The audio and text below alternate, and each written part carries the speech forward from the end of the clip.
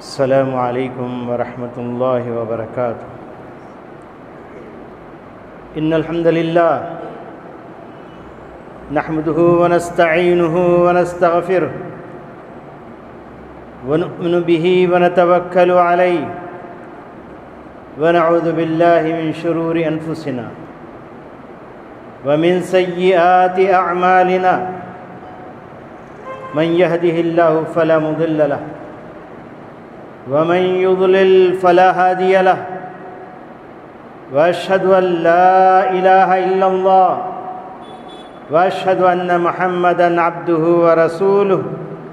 ارسله الله تعالى بالحق بشيرا ونذيرا اما بعد فقد قال الله تبارك وتعالى في القرآن المجيد فاعوذ بالله من الشيطان الرجيم يا أيها الذين آمنوا اتقوا الله حق تقاته ولا تموتن إلا وأنتم مسلمون يا أيها الناس اتقوا ربكم الذي خلقكم من نفس واحدة وخلق منها زوجها وبث منهما رجالا كثيرا ونساء واتقوا الله الذي تساءلون به والأرحام ان اللہ کان علیکم رقیبا یا ایہا الذین آمنوا اتقوا اللہ وقولوا قولا سدیدا یصلح لکم اعمالکم ویغفر لکم ذنوبکم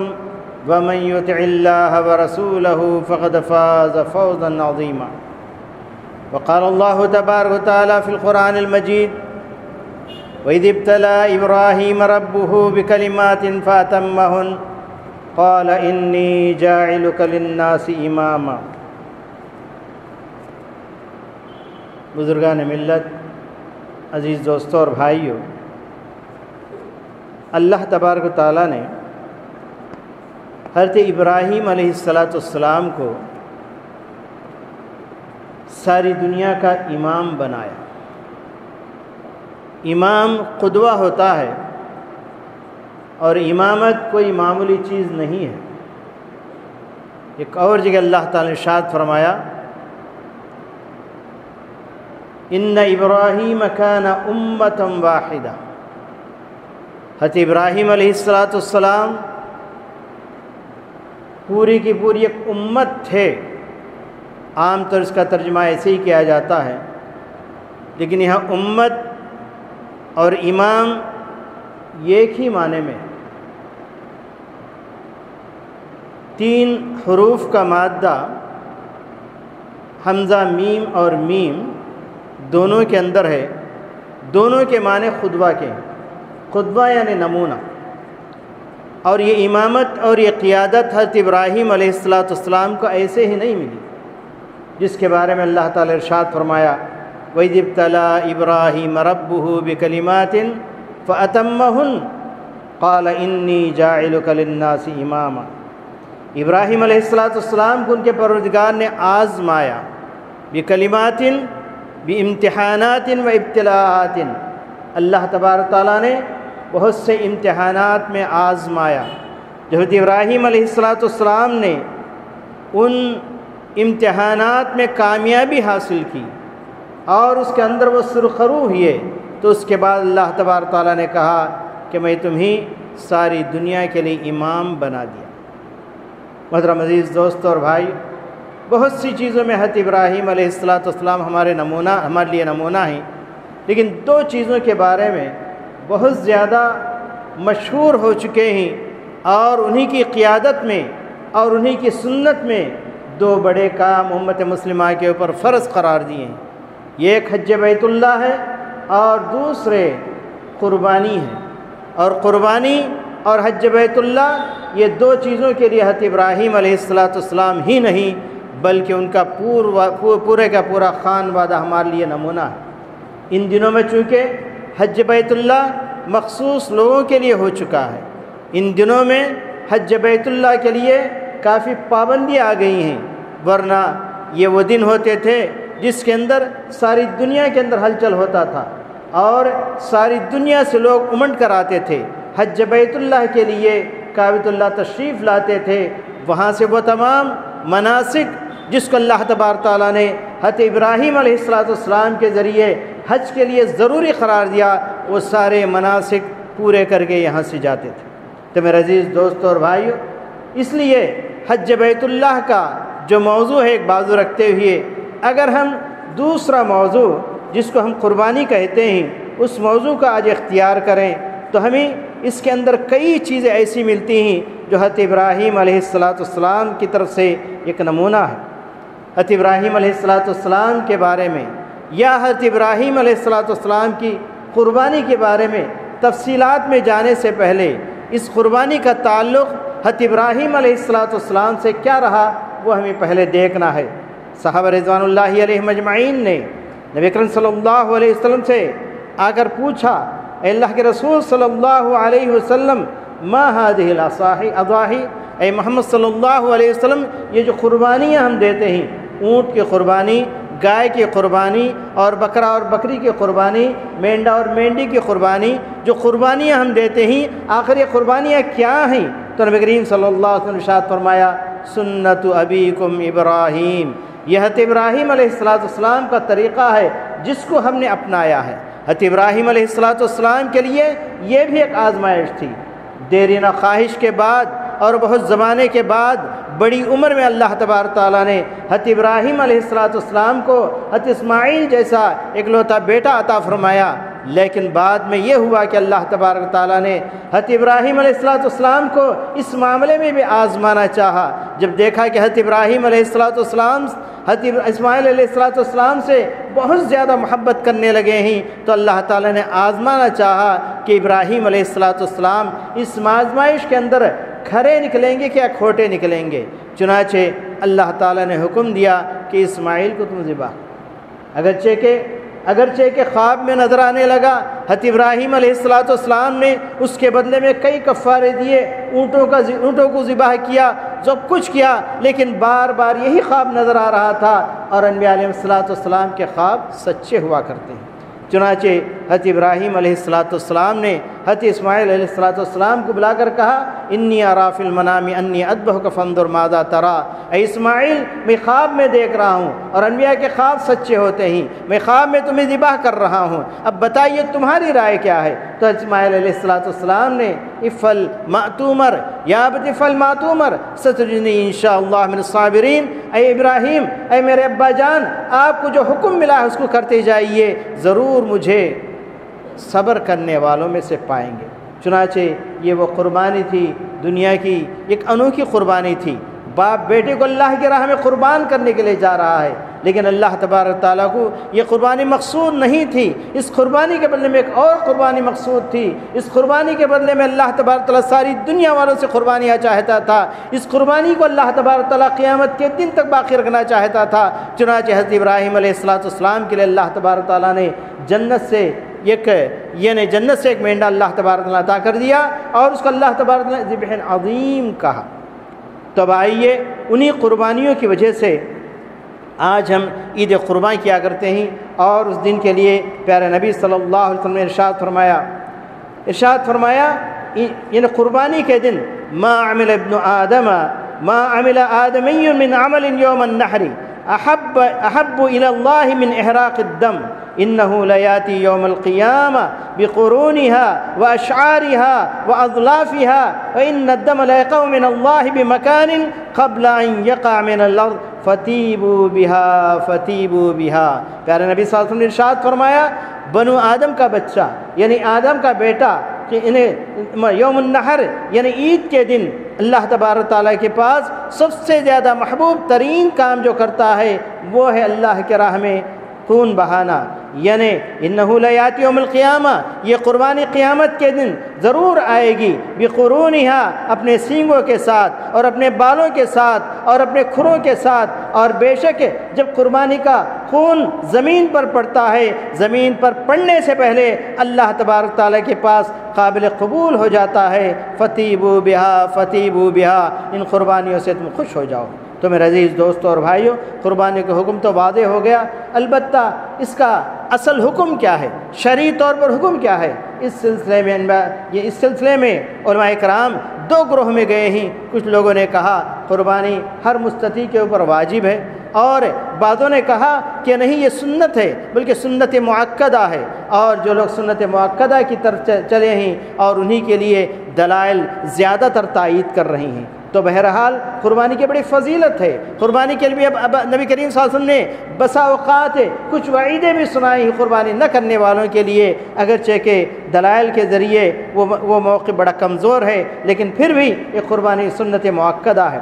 اور اس کے لیے اللہ کے رسول صلی اللہ علیہ وسلم نے چند شرائط بتائے ہیں، ان شرائط کے بعد ہی قربانی اللہ تبارک تعالیٰ کے پاس، شرائط پورے ہونے کے بعد بھی اللہ تبارک تعالیٰ کے پاس یہ قربانی قبول کی جاتی ہے۔ اور وہ شرائط چار ہیں، چار بڑی بڑی شرطیں ہیں۔ ان شرطوں کو اگر آدمی پوری کر لے تو اللہ تبارک تعالیٰ کے پاس یہ قربانی قابل قبول ہے۔ ان چار شرائط کے ساتھ سب سے پہلی شرط اخلاص ہے۔ لن ینال اللہ لحومها ولا دماؤها ولکن ینالہ التقوی منکم۔ ان کے گوشت پوست اور ان کی چمڑی اللہ تبارک تعالیٰ کے پاس نہیں پہنچے گی، تمہاری طرف سے اللہ تبارک تعالیٰ کے پاس تقوی پہنچے گا، اور تقوی کے مطابق وہاں پر قربانی اللہ تبارک تعالیٰ کے پاس قابل قبول ہوگی۔ اگرچہ دنیا میں مقدار اس کی کم ہے، لیکن اخلاص کی وجہ سے اس کی مقدار بڑھ جائے گی۔ تو اس لیے انسان کو چاہیے کہ جہاں تک ہو سکے اپنی قربانیوں کے لیے اپنی قربانیوں کے اندر اخلاص کے تقاضے کو سامنے رکھے۔ اب آئیے اور چار شرائط جو علماء کرام نے احادیث کے روشنی میں بتائے ہیں وہ یہ کیا ہیں؟ ان تکون من بہیمۃ الانعام۔ سب سے پہلی شرط یہ ہے کہ قربانی بہیمۃ الانعام سے ہو۔ بہیمۃ الانعام کہتے ہیں چوپائے، ان کے اندر یعنی اونٹ ہے، گائے ہے، بکری ہے اور بکرا ہے، ان کو چوپائے کہتے ہیں، جو یعنی برداری کے لیے بھی استعمال ہوتے ہیں اور ساتھ ساتھ گوشت پوست کھانے کے لیے بھی استعمال ہوتے ہیں۔ تو یہ چار چیزوں میں سے ہو تو اور دوسری شرط ان تبلغ من المعتبر شرعا، سن المعتبر شرعا، فرمایا گیا کہ یہ قربانیاں یعنی شرعی اعتبار سے ان کی عمر تک پہنچ جائے۔ عمر سے پہلے جو عمر ان کی متعین کی گئی ہے اس سے پہلے قربانی قبول نہیں ہوگی۔ ان تکون سلیمۃ من العیوب، اور ساتھ ساتھ یہ بھی فرمایا گیا کہ قربانیاں یعنی عیوب سے پاک ہو، کوئی عیب اس کے اندر نہ ہو۔ اور چوتھی شرط ان تکون فی الوقت المحدد، اور یہ قربانیاں وقت محدد میں ہو، جو وقت بتایا گیا ہے ان کے اندر ہو، ان سے باہر نہ ہو۔ اب آئیے ذرا سا ہم آگے بڑھیں گے اور ایک ایک شرط کے بارے میں تھوڑی سی تفصیلات بتاتے ہوئے آج اپنی بات کو میں ختم کرنا چاہتا ہوں۔ ان تکون من بہیمۃ الانعام، کہ قربانیاں بہیمۃ الانعام یعنی چوپایوں سے ہو۔ تو چوپایوں سے مراد کیا ہے؟ اگرچہ کہ آج ہم بڑی زور دیتے ہیں، اور زور کس بات پر دیتے ہیں کہ گائے پر بڑا زور دیتے ہیں اور کہتے ہیں کہ اگر گائے کی اجازت نہ ملے تو شاید قربانیاں ہی نہ ہو۔ اس طریقے سے بات ہمارے سامنے آتی ہے کہ گویا گائے ہی اصل قربانی ہے، اور اگر گائے کی قربانی کی اجازت حکومت نہ دے تو شاید ہم قربانیاں ہی نہیں کر سکیں گے۔ اس طرح کی بات آ رہی ہے، بات ایسی نہیں ہے۔ اللہ تبارک تعالیٰ نے ارشاد فرمایا قربانی کے لیے جو جانور متعین کیے گئے ہیں ان کے بارے میں اللہ تبارک نے فرمایا ثمانیۃ ازواج، تمہارے لیے 8 قسم کے جانور ہیں جن کو اللہ کی راہ میں قربانی دے سکتے ہو۔ من الضان اثنین، اور بھیڑ یعنی جن کو ہم مینڈا کہتے ہیں، مینڈے میں سے 2، یعنی مینڈے میں سے 2 مراد مینڈی اور مینڈا، یہ دونوں بھی قربانی کے لائق ہیں۔ اور فرمایا ومن المعز اثنین، اور اسی طریقے سے بکرے میں سے 2، یعنی مطلب یہ کہ بکرا بکری جس کو ہم چھیلا اور چھیلی کہتے ہیں، یعنی چھیلا بھی یعنی قربانی کے لیے لائق و فائق ہے، اور اسی طریقے سے چھیلی بھی قربانی کے لائق و فائق ہے۔ پھر فرمایا قل الذکرین حرم ام الانثیین اما اشتملت علیہ ارحام الانثیین، کیا ان چیزوں کو تم نے حرام قرار دیا ہے؟ کیا ان میں سے مادہ کو تم نے حرام قرار دیا ہے، یا نر کو تم نے حرام قرار دیا ہے، یا دونوں پر مشتمل جو جانور ہیں ان کو حرام قرار دیا ہے؟ یہ الگ بات ہے۔ پھر اس کے بعد اللہ تبارک تعالیٰ نے آگے بڑھ کر کہا ومن الابل اثنین، اور اسی طریقے سے یعنی اونٹ میں سے 2، اونٹ نر ہو یا کہ مادہ ہو، دونوں کے دونوں قربانی کے لیے لائق ہیں۔ پھر فرمایا ومن البقر اثنین، اور اسی طریقے سے یعنی گائے کے اندر بھی 2 ہے، گائے کے اندر 2 سے مراد یعنی گائے اور بیل، ان دونوں کو بھی اللہ کی راہ میں قربانی دے سکتے ہیں۔ تو اس طریقے سے جب ہمارے پاس ہے یعنی 8 قسم کے جانور اور اس کے ساتھ ساتھ اگر بھینس کو بھی اس کے اندر شامل کر لیا جائے چونکہ وہ بھی چوپائے کے قبیل میں سے ہے اور اس کو بھی گائے کے قبیل میں شمار کیا گیا ہے، تو اس کے اندر بھی یعنی بھینس اور خلگا ان دونوں کو اگر شمار کر لیے جائے تو ہمارے پاس 10 قسم کے جانور ہیں۔ اگر کوئی پابندی لگ جائے، اگر کوئی مضائقہ ہو جائے کسی ایک قسم کے بارے میں تو ہمیں گھبرانے کی کوئی ضرورت نہیں۔ یہ تمام گھبراہٹ سے لوگ یعنی ہمیں آزماتے ہیں، گھبراہٹ کو دیکھ کر اور بھی پریشان کرتے ہیں۔ اگر ہم بے نیازی کا یعنی یہ اعلان کر دے کہ ہم جس جانور کو تم نہیں چاہتے ہو وہ جانور نہیں چاہیے، تو پھر وہ حکومت اور پھر وہ کارندے جس کو منع کر رہے ہیں وہ ہمارے قدموں کے پاس آ کر کہیں گے نہیں اس کو بھی استعمال کر لو، اس کو برداشت ہم نہیں کر پاتے ہیں، اس کی پرورش ہم نہیں کر پاتے ہیں، جس کو ہم استعمال نہیں کر پاتے ہیں اور آپ ہی اس کی دیکھ بھال کر سکتے ہیں۔ تو میرے عزیز دوستوں اور بھائیوں، گھبرانے کی ضرورت نہیں ہے۔ 9 قسم کے جانور ہمارے پاس اللہ تبارک تعالیٰ نے جائز قرار دیا ہے۔ یہ ایک قسم اگر کسی کی طرف سے اگر کوئی مذاق آ جائے تو اس پر گھبرانے کی کوئی ضرورت نہیں ہے۔ اور ساتھ ساتھ ان جانوروں کے لیے نبی کریم صلی اللہ علیہ وسلم نے یعنی اس کے لیے عمر بھی مقرر فرمایا ہے، اور مقرر فرماتے ہوئے فرمایا لا تذبحوا الا مسنتا وان تعثر علیکم فتذبحوا جزعة من الضان۔ فرمایا نبی کریم صلی اللہ علیہ وسلم نے اگر اونٹ ہو تو 5 سال کا اونٹ ہو تو 5 سال سے پہلے قربانی کے لیے لائق نہیں ہے، اگر گائے ہو تو 2 سال کی چاہیے، 2 سال سے پہلے بیل یا گائے قربانی کے لیے لائق نہیں ہے۔ پھر فرمایا کہ اگر بکری ہو تو کم از کم 1 سال کا چاہیے، 1 سال سے پہلے بکرا یا بکری یعنی چھیلا یا چھیلی قربانی کے لائق نہیں ہے۔ پھر فرمایا نبی کریم صلی اللہ علیہ وسلم نے اگر مینڈا اور مینڈی ہو تو کم سے کم اس کے 6 ماہ ہونا چاہیے، اگر 1 سال کا ہو تو اچھا ہے۔ پھر بھی فرمایا نبی کریم صلی اللہ علیہ وسلم نے اگر یہ 1 سال کا تمہارے لیے مشکل ہو جائے تو جزعتن کہتے ہیں، یہ 6 ماہ کا بچہ ہے، یعنی مینڈا اور مینڈی جس کو بھیڑ کہتے ہیں، بھیڑ اگر 6 ماہ کا بھی ہو جائے تو وہ ہمارے لیے جائز ہیں، جیسا کہ صحیح مسلم کی روایت ہے۔ تو میرے عزیز دوستوں اور بھائیوں، اس طریقے سے جانور کی عمر کے بعد دوسری شرط کی طرف آئیں گے، جس کے اندر کہا گیا کہ ان تکونا، یہ دوسری شرط بھی یعنی عمر کے بارے میں تھی۔ اب تیسری شرط ان تکون سلیمتاً من العیوب، یعنی نبی کریم صلی اللہ علیہ وسلم نے فرمایا یعنی نبی کریم صلی اللہ علیہ وسلم کی احادیث کو دیکھنے کے بعد پتہ چلتا ہے کہ جانور یعنی عیوب سے بالکل پاک و صاف ہو۔ اس سلسلے میں نبی کریم صلی اللہ علیہ وسلم نے فرمایا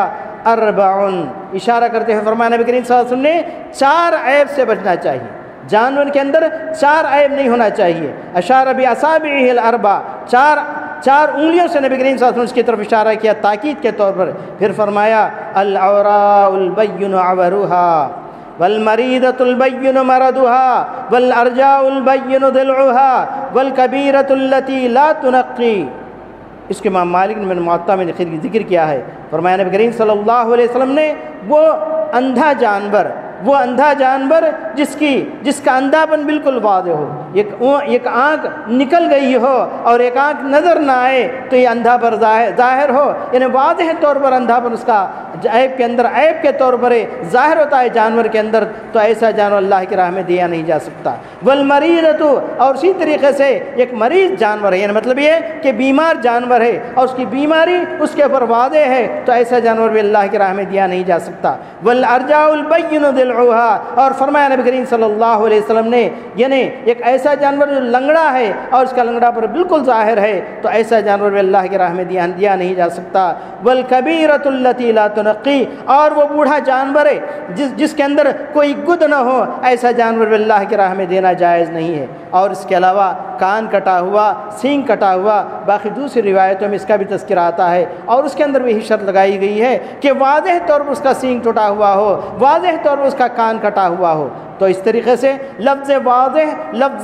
اللہ کے رسول صلی اللہ علیہ وسلم نے کیوں کہا؟ اس سے پتہ چلتا ہے کہ اگر واضح نہ ہو، یعنی ایک جانور یعنی ذرا سا اندھا ہو لیکن اس کا اندھاپن ظاہر نہ ہو، مریض ہو اس کا مرض ظاہر نہ ہو، اور لنگڑا ہو لنگڑاپن اس کا ظاہر نہ ہو، اگر بوڑھا ہو اس کا بوڑھاپن ظاہر نہ ہو، تو ایسا جانور کو بھی علماء کرام نے جائز قرار دیا ہے، لیکن کراہت کے ساتھ۔ تو بہرحال عیوب سے پاک رہنا یہ بہت ہی ضروری ہے، جس کو اللہ کے رسول صلی اللہ علیہ وسلم نے واضح فرمایا ہے۔ تو اللہ کے رسول صلی اللہ علیہ وسلم نے فرمایا کلو، یعنی قرآن مجید کے اندر ہے فَكُلُوا مِنْهَا وَآتِمُوا الْبَائِسَ الْفَقِيرَ، اور فرمایا نبی کریم صلی اللہ، یعنی اللہ تبارک و تعالیٰ نے اس سے تم کھاؤ اور باعث الفقیر محتاج جو لوگ ہیں ان کو بھی تم یعنی اس میں سے دیا کرو۔ تو اس طریقے سے یہ 3 عیب ہو گئے، یعنی 3 شرائط ہو گئے۔ اور چوتھی شرط جو بیان کی گئی تھی، ان تکون فی الوقت المحدد، اور یہ جانور جو ذبح کیا جائے گا وقت مقررہ پر، جیسا کہ نبی کریم صلی اللہ علیہ وسلم نے ارشاد فرمایا وہ شخص جو عید سے پہلے یعنی عید سے پہلے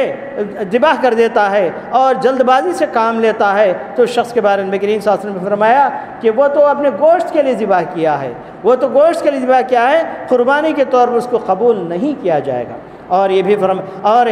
ہاں اگر قربانی یعنی عید کے بعد اگر ذبح کرتا ہے تو اس کے لیے بھی وقت مقرر کیا گیا ہے، وہ وقت یہ کہ 4 دن تک، عید کا یوم النحر، اس کے بعد ایام تشریق یعنی 10واں دن، ذی الحجہ کا 10واں دن، اور 11واں دن، 12واں دن، 13واں دن، اس طریقے سے 10، 11، 12، 13 اس طریقے سے 4 دن قربانی کے اندر ہیں۔ دن غروب ہونے سے پہلے 13ویں دن کی قربانی اللہ کی راہ میں دینی چاہیے۔ اس طریقے سے اللہ تبارک و تعالیٰ نے انہیں قربانیوں کو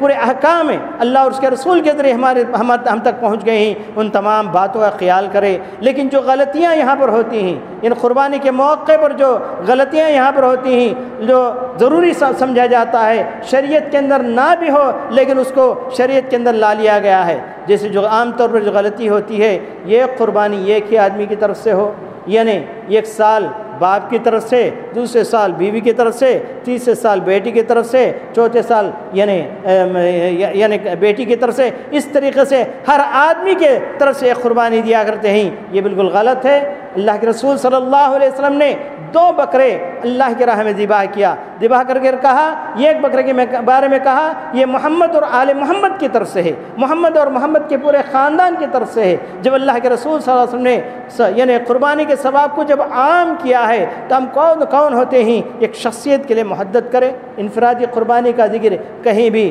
دلائل کے اندر، احادیث کے اندر نہیں آتا۔ ایک غلطی کی جاتی ہے، اور دوسری غلطی جو عام طور پر کی جاتی ہے وہ یہ کہ میت کی طرف سے ذبح کر کے ہم بھی کھا لیا کرتے ہیں، تو اس قربانی کا بھی کہیں تذکرہ نہیں ہے۔ اگر میت کی طرف سے دینا ہو تو اس کے بارے میں علماء کرام نے کہا کہ جائز تو ہے، وہ جانور غریبوں کے لیے خاص ہو جائے گا اور غریبوں کے لیے ہی استعمال کیا جائے گا۔ البتہ ان لوگوں کو بھی یعنی ثواب کے اندر ہم شامل کر سکتے ہیں، کیونکہ نبی کریم صلی اللہ علیہ وسلم نے یہ ایک بکرا ذبح کر کے کہا یہ میری امت کے ان تمام لوگوں کی طرف سے ہے جو استطاعت نہیں رکھے اور اللہ کی راہ میں ذبح نہیں کر سکے، یعنی قربانی نہیں دے سکے۔ جس کا مطلب یہ نکلا کہ اللہ کے رسول صلی اللہ علیہ وسلم کی یہ قربانی ان تمام لوگوں کی طرف سے ہے، چاہے وہ لوگ جو گزر چکے ہو، چاہے وہ لوگ جو موجود ہو، اور وہ لوگ جو آئندہ آنے والے ہو، ان تمام کی طرف سے نبی کریم صلی اللہ علیہ وسلم نے یہ قربانی دی، اور اس کا ثواب تمام امت کے ان تمام لوگوں پر بانٹ دیا جو لوگ قربانی دے نہیں سکتے ہیں۔ اس سے بعض علماء نے یہ بھی دلیل نکالی کہ اگر کوئی شخص اپنے خاندان والوں کے ساتھ یہ کہتا ہے کہ ہمارے باپ یعنی دادا یا اس طریقے سے جو بھی لوگ گزر چکے ہیں ان کو بھی اگر شامل کر لے تو اللہ تبارک و تعالیٰ کی رحمتیں بڑی وسیع ہیں، بڑی وسعتیں ہیں اللہ تعالیٰ کی رحمت میں، اللہ تعالیٰ ثواب ان تک بھی پہنچا سکتا ہے۔ تو بہرحال اس طریقے سے ایک اور غلطی عام طور پر کی جاتی ہے، وہ سمجھا جاتا ہے کہ قربانی کا جو گوشت ہے جو بھی یعنی ذبح کرتے ہیں، گوشت ہمیں جو حاصل ہوتا ہے اس کے 3 حصے ڈال دیا جائے، 3 حصے ہی نہیں بلکہ ہر عضو کے اندر 3 حصے کیے جائے اور اس طریقے سے تقسیم کیا جائے۔ شاید کسی نے اس طریقے سے بخیلوں سے یعنی گوشت کو باہر نکالنے کے لیے شاید اس طریقے سے بتایا ہو، کہا کہ ایک حصہ گھر والوں کے لیے، ایک حصہ اپنے دوست احباب کے لیے اور ایک حصہ فقیروں اور غریبوں کے لیے، اس طریقے سے کہا ہے۔ یہ بھی کوئی ضروری نہیں ہے، کیونکہ کبھی کبھی ایسے ہوتا ہے کہ آدمی اکیلا ہے، قربانی دیتا ہے، پورے کا پورا قربانی غریبوں کو دینا پڑتا ہے،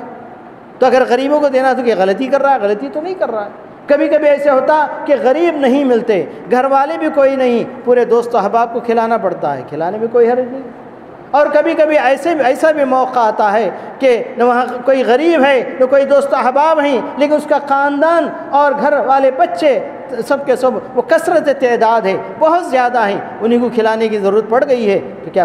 کھلا نہیں سکتا؟ تمام کو کھلا سکتا ہے، پوری کی پوری قربانی گھر والوں کو بھی کھلا سکتا ہے۔ حالات کے اعتبار سے یہ قربانی کا گوشت استعمال کیا جائے گا۔ تو بہرحال اللہ تعالیٰ ہمیں قربانیوں کو جو اللہ اور کے رسول نے جو شرائط بتائے ہیں، جو طریقہ بتائے ہیں، اس طریقے پر کرنے کی اللہ تعالیٰ ہمیں توفیق عطا فرمائے۔ ربنا تقبل منا انک انت السمیع العلیم وتب علینا انک انت التواب الرحیم وآخر دعوانا الحمد للہ رب العالمین۔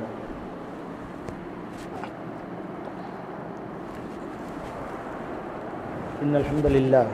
نحمده ونستعینه ونستغفره ونؤمن به ونتوکل علیہ ونعوذ باللہ من شرور انفسنا ومن سیئات اعمالنا من يهده الله فلا مضل له ومن يضلل فلا هادي له واشهد ان لا اله الا الله واشهد ان محمدا عبده ورسوله ارسله الله تعالى بالحق بشيرا ونذيرا اما بعد فقد قال الله تبارك وتعالى في القرآن المجيد فاعوذ بالله من الشيطان الرجيم ان الله وملائكته يصلون على النبي يا ايها الذين امنوا صلوا عليه وسلموا تسليما اللهم صل على محمد وعلى ال محمد كما صليت على ابراهيم وعلى ال ابراهيم انك حميد مجيد اللهم بارك على محمد وعلى ال محمد كما باركت على ابراهيم وعلى ال ابراهيم انك حميد مجيد وصلى الله على جميع الانبياء والمرسلين والملائكه المقربين وعلى الصحابه اجمعين اللهم اكتب الستر والسلامه والعافيه علينا وعلى عبيدك الحجاج والغداة والمسافرين في برك وبحرك من امه محمد صلى الله عليه وسلم اللهم اغفر لجميع المؤمنين والمؤمنات والمسلمين والمسلمات من الاحياء والاموات ربنا آتنا في الدنيا حسنة وفي الآخرة حسنة وقنا عذاب النار ربنا تقبل منا إنك أنت السميع العليم وتب علينا إنك أنت التواب الرحيم عباد الله رحمكم الله إن الله يأمر بالعدل والإحسان وإيتاء ذي القربى وينهى عن الفحشاء والمنكر والبغي يعظكم لعلكم تذكرون اذكروا الله يذكركم وادعوه يستجب لكم ولذكر الله تعالى أعلى وأولى وأتم وأجل وأكبر